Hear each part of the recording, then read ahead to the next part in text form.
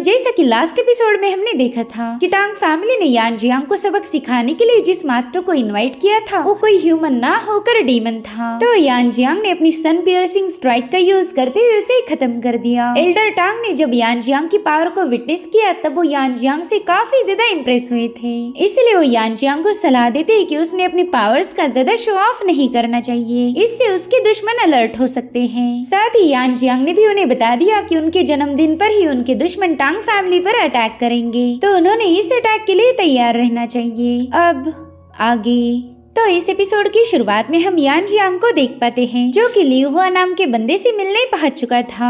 यान जियांग ने नोटिस किया कि वहाँ के इलाके में काफी स्ट्रॉन्ग सोड इंटेंट रिलीज हो रहा है। दरअसल ये सोड इंटेंट लियू हुआ की बॉडी से बाहर आ रहा था जो कि वहाँ से ही थोड़ी दूरी पर कल्टीवेशन में बैठा हुआ था। तो यान जियांग सीधे उससे बात करने के लिए रवाना हो गया। वो लियू हुआ से कहने लगा कि जीरुआन ने मुझे यहाँ भेजा है और मैं स्टार रैंकिंग कॉन्टेस्ट के बारे में तुमसे बात करना चाहता हूँ। तो लियू हुआ तुरंत ही कल्टीवेशन से बाहर आ गया। वो यान जियांग से पूछ रहा था कि बताओ तुम्हारा यहाँ पर आना कैसे हुआ। तो यान जियांग जवाब देते हुए बताने लगा कि जीरुआन स्टार रैंकिंग कॉन्टेस्ट को लेकर काफी ज्यादा परेशान है। उसने मुझे बताया कि तुम हर साल इस कॉन्टेस्ट में पार्टिसिपेट करते हो, लेकिन इस साल तुमने कॉन्टेस्ट में हिस्सा लेने से मना कर दिया। तो क्या तुम मुझे इसकी वजह बता सकते हो? जहाँ तक मैं जानता हूँ तुमने हर साल इस कॉन्टेस्ट में जीत हासिल की है, तो भला इस बार तुम हिस्सा लेने से मना क्यों कर रहे हो? जिस पर लियू हुआ जवाब देता है कि मैं स्टार मार्शल अकेडमी इसलिए आया था ताकि अपनी कल्टीवेशन को इम्प्रूव कर पाऊं, और इन कॉन्टेस्ट में हिस्सा लेने की वजह से मेरी कल्टीवेशन डिस्टर्ब हो जाती,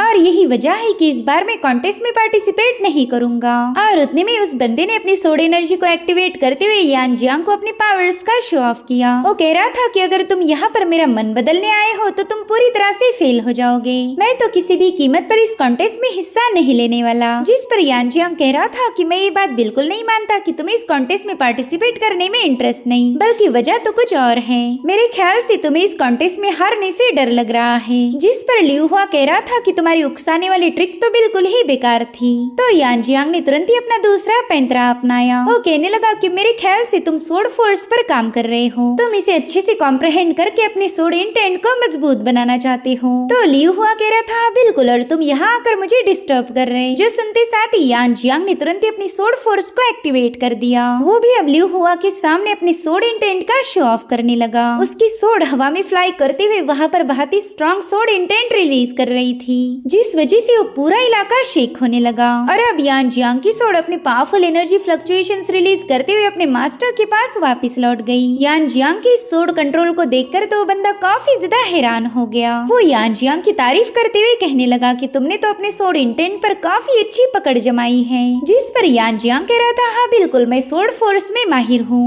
अगर तुम चाहो तो मैं ये टेक्निक तुम्हें भी सिखा सकता हूँ, लेकिन उसके लिए तुम्हें मेरा एक काम करना होगा। मैं चाहता हूँ कि तुम स्टार रैंकिंग कॉन्टेस्ट में पार्टिसिपेट करो। जिस पर लियू हुआ कह रहा था कि हमारी दुनिया में तो कोई बंदा अपनी टेक्निक किसी और को नहीं सिखाता, तो क्या तुम वाकई अपनी इस टेक्निक का नॉलेज मेरे साथ शेयर करोगे? जिस पर यान जियांग जवाब देते हुए कहने लगा कि भाई मैं एक जेंटलमैन हूँ, एक बार किसी से वादा किया तो फिर मैं उससे मुकरता नहीं। जो सुनते साथ ही लियू हुआ ने तुरंत ही इस डील को एक्सेप्ट कर लिया। वो कह रहा था कि बस तुम्हारे ही कहने पर मैं स्टार रैंकिंग कॉन्टेस्ट में हिस्सा लूंगा और बदले में तुम मुझे सोड फोर्स को कॉम्प्रहेंड करना सिखाओगे। तो इस तरह से यान जियांग ने लियू हुआ का इरादा बदल दिया और अब यान जियांग बिनजिंग नाम की बंदी से मिलने के लिए केव में पहुंच जाता है। मगर उस केव में जाते ही यान जियांग को काफी ज्यादा ठंड महसूस होने लगी। साथ ही साथ उसने देखा कि बिनजिंग के आसपास की हर एक चीज बर्फ में बदल चुकी है। वो बंदी तो यान जियांग को अपने सामने देखकर काफी ज्यादा भड़क गई। वो कह रही थी कि मैं यहाँ पर कल्टीवेट करती हूँ, तो तुमने यहाँ आने की जुर्रत कैसे दिखाई? और उतने में उस बंदी का एक स्पिरिचुअल बीस्ट तुरंत ही यान जियांग पर अटैक करने के लिए कूद चुका। मगर यान जियांग ने समय रहते अपनी सोड स्लैश का यूज करते हुए उस बीस्ट को वहीं पर निपटा दिया था। ये देखकर तो बिनजिंग यान जियांग पर और भी ज्यादा भड़क गई। वो कह रही थी तुम्हारी इतनी हिम्मत कि तुम मेरे क्लाउड लेपर्ड को खत्म करो, रुको मैं अभी तुम्हें सबक सिखाती हूँ। और इतना कहते साथ ही उसने आइस बाइंडिंग टेक्निक का यूज करते हुए यान जियांग को एक बर्फ के टुकड़े में ट्रैप कर दिया। साथ ही साथ यान जियांग पर हमला करने के लिए हवा में जंप लगा चुकी थी।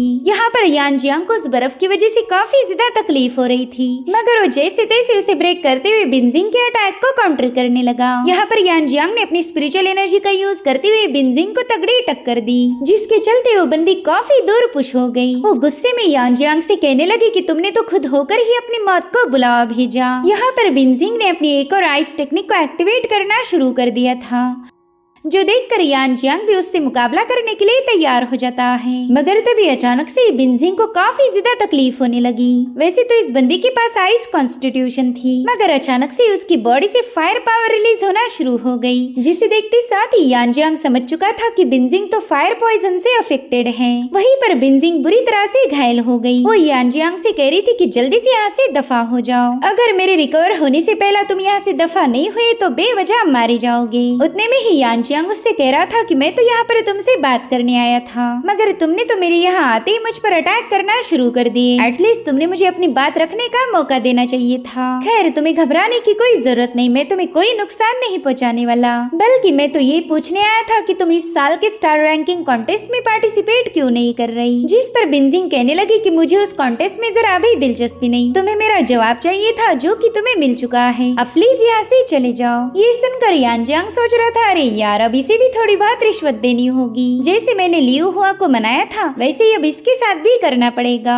जिसके बाद वो बिनजिंग से कहता है कि मैं जानता हूँ तुम फायर पॉइजन से परेशान हो, इसी पॉइजन की वजह से तुम अपनी कल्टीवेशन को इम्प्रूव नहीं कर पा रही, लेकिन अगर तुम चाहो तो मैं इस फायर पॉइजन को तुम्हारी बॉडी से हटा सकता हूँ। जो सुनते साथ ही बिनजिंग उसका मजाक उड़ाते हुए कहने लगी कि मुझे तो तुम्हारी शक्ल देखकर ऐसा बिल्कुल नहीं लगता। जिस पर यान जियांग कह रहा था कि कभी किसी के अपीयरेंस से उसे जज नहीं करना चाहिए। अगर तुम्हें मेरी बातों पर यकीन नहीं है तो क्यों ना मैं वो पॉइजन तुम्हें हटा के दिखाऊं। बस थोड़ी देर की बात है और तुम्हें सच्चाई पता चल जाएगी। ये सब सुनकर बिनजिंग दिल ही दिल में कहने लगी कि हाँ, एटलीस्ट इस पॉइजन को हटाने का मैं इसे एक मौका तो दे ही सकती हूँ, और अगर मुझे पता चला कि ये बंदा झूठ बोल रहा था फिर तो मैं अपनी एक ही स्ट्राइक में इसे खत्म कर दूंगी। जिसके बाद वो यान जियांग से कहती कि ठीक है, मैं तुम्हारी बात मान लेती हूँ, लेकिन अगर तुम मेरे पॉइजन को हटाने में फेल रहे तो मैं तुम्हें खत्म कर दूंगी। जिस पर यान जियांग भी उसे एटीट्यूड शो करते हुए कहने लगा कि और अगर मैंने पॉइजन हटा दिया तो फिर तुम्हें भी स्टार रैंकिंग कॉन्टेस्ट में हिस्सा लेना होगा। अगर पॉइजन के हटने के बावजूद भी तुमने कॉन्टेस्ट में हिस्सा लेने से मना किया तो फिर मैं भी तुम्हें मार दूंगा।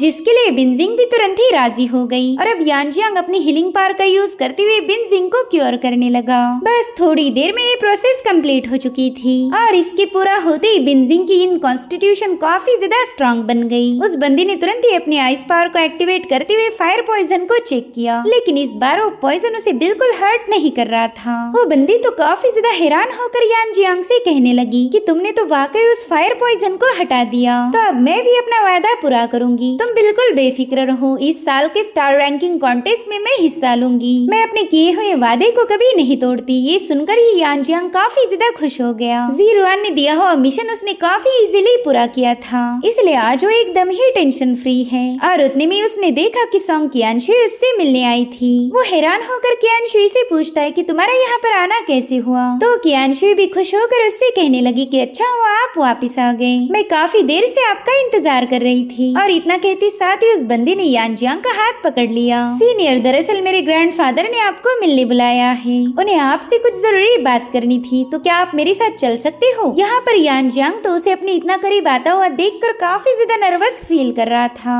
उसे तो डर लग रहा था कि कहीं उसकी बीवी जीरुआन यहाँ पर टपक न जाए, इसलिए वो तुरंत ही कियानशुई से अपना हाथ छुड़वा लेता है। साथ ही साथ वो कह रहा था कि फिलहाल तो मुझे कोई काम नहीं, तो मैं तुम्हारे ग्रैंडफादर से मिलने आ सकता हूँ। जिसके बाद कियानशुई यान जियांग को लेकर तुरंत ही सॉन्ग मैनर के सामने पहुँच गई। वो यान जियांग से कह रही थी कि मैं आपके साथ मैनर में नहीं आ सकती, मुझे एक बहुत ही इम्पोर्टेंट काम करना है, तो आप जाकर उनसे मिल लीजिए। जिसके बाद कियानशुई तुरंत ही वहाँ से रवाना हो गई और वहीं पर यान जियांग भी मैनर के हॉल में पहुँच चुका था। उसने देखा कि एल्डर सोंगशिया के साथ कोई और भी मौजूद है। वहीं पर एल्डर सोंगशिया तुरंत ही यान जियांग का स्वागत करने पहुँच गए। वो कह रही थी, यंग मास्टर प्लीज मुझे माफ कर देना कि मैंने इतनी हड़बड़ी में आपको यहाँ बुला लिया। मैं उम्मीद करता हूँ कि आपका कोई भी काम मेरी वजह से डिस्टर्ब नहीं हुआ होगा। जिस पर यान जियांग कह रहा था, सीनियर आप बिल्कुल उसकी फिक्र ना करें, मैं तो बस थोड़ा सा कंफ्यूज हूँ कि आपको मेरे साथ इतना अर्जेंट काम क्या पड़ गया। जिस पर मास्टर सोंगशिया कहने लगे कि चलो आराम से बैठकर बात करते हैं। तो यान जियांग तुरंत ही जाकर अपनी चेयर पर बैठ गया और अब सीनियर सोंगशिया यान जियांग को बताने लगे कि ये है कमांडर बीयून और इन्हें हाल ही में पता चला कि आपके पास गजब की मेडिकल स्किल्स हैं। आप काफी आराम से किसी के भी इलनेस को क्योर कर सकते हो और इसीलिए कमांडर बीयून ने मुझसे रिक्वेस्ट की कि मैं यंग मास्टर यान जियांग को यहाँ पर इनवाइट करूँ। दरअसल कमांडर बिन के एडॉप्टिव फादर काफी ज्यादा बीमार हैं, तो चाहती है कि आप उन्हें हील करो।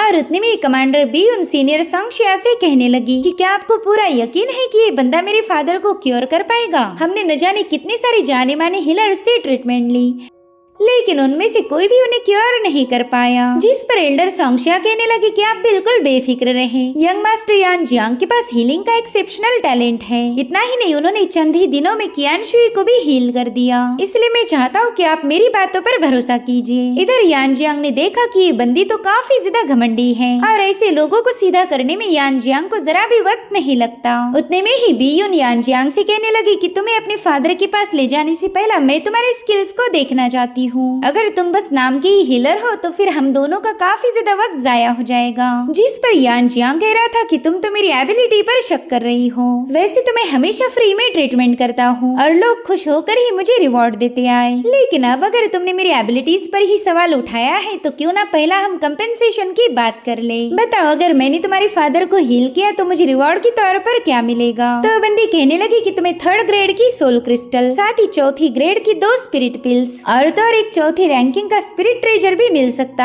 है। यान जियांग तो ये सारे मटेरियल सुनकर ही काफी ज्यादा खुश हो गया। वो कहने लगा कि ये तो बहुत ही जनरस ऑफर है। खैर मुझे ये बताओ कि आपके एडॉप्टिव फादर को आखिर हुआ क्या है? जिस पर बीयुन जवाब देती है कि उन्हें पेट्रिफिकेशन डिजीज हुआ है। उनका लेफ्ट हैंड पूरी तरह से स्टिफ हो गया, साथ ही साथ उनके कमर के नीचे की पूरी बॉडी स्टिफ है, वो तो बिल्कुल भी मूवमेंट नहीं कर पाते। जो सुनते साथ ही यान जियांग उसे बताने लगा कि आपके एडॉप्टिव फादर का पेट्रिफिकेशन डिजीज अब 7वीं स्टेज पर पहुंच चुका है, इसी वजह से इसे हील करना काफी ज्यादा मुश्किल हो जाएगा। जिस पर कमांडर बीयुन उससे पूछने लगी कि क्या तुम्हें पता है इस डिजीज को क्योर कैसे किया जाए? तो यान जियांग कह रहा था कि हाँ मैं जानता हूँ उसे क्योर कैसे किया जाए, लेकिन सबसे पहला तो मुझे तुम्हारे फादर से मिलना पड़ेगा। उन्हें एग्जामिन करने के बाद ही हमें पता चलेगा कि वो क्यूरेबल है या नहीं। वैसे पेट्रिफिकेशन डिजीज को क्योर करना काफी ज्यादा मुश्किल और थकाने वाला है, साथ ही साथ इसकी हीलिंग प्रोसेस भी टाइम कंज्यूमिंग होगी। हो सकता है कि उन्हें क्योर करने में मुझे महीनों का वक्त लग जाए। तो अगर आप चाहती हो कि मैं आपके फादर को ट्रीट करूं तो फिर आपको कॉम्पेंसेशन बढ़ाना होगा। जिस पर कमांडर बीयुन कहने लगी कि अगर तुम मेरे फादर को पूरी तरह से क्योर कर दो तो मैं तुम्हारी हर एक रिक्वेस्ट को पूरा करूंगी, तुम्हारी हर एक मांग को पूरा किया जाएगा, इसकी गारंटी मैं लेती हूँ। तो यान जियांग तुरंत ही बीयुन के पास चला गया। वो कह रहा था जरा तुम्हारा हाथ तो दिखाना। जो सुनकर बीयुन कंफ्यूज होकर कहने लगी कि बीमार मैं नहीं बल्कि मेरे फादर हैं, भला मेरा हाथ चेक करके तुम्हें क्या मिलेगा? जिस पर यान जियांग कह रहा था कि थोड़ी देर पहले तुमने मेरी स्किल पर शक किया था, इसी वजह से मैं तुम्हें अपनी मेडिकल स्किल शो करना चाहता हूँ। एक बार तुम्हें मेरी एबिलिटीज पता चल जाए फिर तुम दोबारा से मुझ पर शक नहीं करोगी। जो सुनते साथ ही बीयुन ने थोड़ा सा नर्वस होकर यान जियांग के हाथ में अपना हाथ थमा दिया। यहाँ पर बीयुन की पल्सेस को चेक करते ही यान जियांग को पता चला कि इस बंदी को एक ओल्ड इंजुरी है। तो बीयुन को बताने लगा कि एक लंबे अरसे पहले तुम्हें कोई चोट लगी थी और उसी इंजुरी ने तुम्हारे पाम मेरिडियन को डैमेज किया। धीरे धीरे करते हुए वो चोट और ज्यादा बढ़ती जा रही। अगर ऐसा ही चलता रहा तो आगे चल के तुम कल्टीवेशन में ब्रेक थ्रू नहीं कर पाओगी। ये सब सुनकर तो बीयुन काफी ज्यादा शॉक हो गई। वो कह रही थी कि मेरी इस इंजुरी के बारे में किसी को पता नहीं था। तुम्हारे पास तो वाकई हीलिंग का एक्सेप्शनल टैलेंट है। मैंने तुम्हारे एबिलिटी पर शक करने से अगर तुम्हें हर्ट हुआ हो तो प्लीज मुझे माफ कर देना। जिस पर यान जियांग कह रहा था कि मैं ग्रजेस को दिल में नहीं रखता, अगर तुम चाहो तो मैं तुम्हारी स्पा मेरिडियन की इंजुरी को पूरी तरह से हील कर सकता हूँ। इससे तुम्हारे कल्टीवेशन जर्नी की सारी मुश्किलें खत्म हो जाएगी। यहाँ पर कमांडर बीयुन को पूरा यकीन हो चुका था कि यंग मास्टर यान जियांग उसके फादर को जरूर से हील करेगा। वो दिल ही दिल में सोचने लगी कि जैसे सीनियर सोंगशिया ने मुझे बताया था ये बंदा वैसा ही टैलेंटेड है, अब तो मुझे फादर के लिए फिक्र करने की कोई जरूरत नहीं। साथ ही साथ यान जियांग से रिक्वेस्ट कर रही थी कि प्लीज मेरी पाम मेरिडियन की इंजुरी को भी हील कर दो। तो फाइनली यान जियांग ने अपनी चार्मिंग पर्सनैलिटी और अपनी स्किल्स के दम पर इस बंदी का शक दूर किया और इसी के साथ एपिसोड यहीं पर एंड हो जाता है। Thank you so much for watching. Bye bye, take care.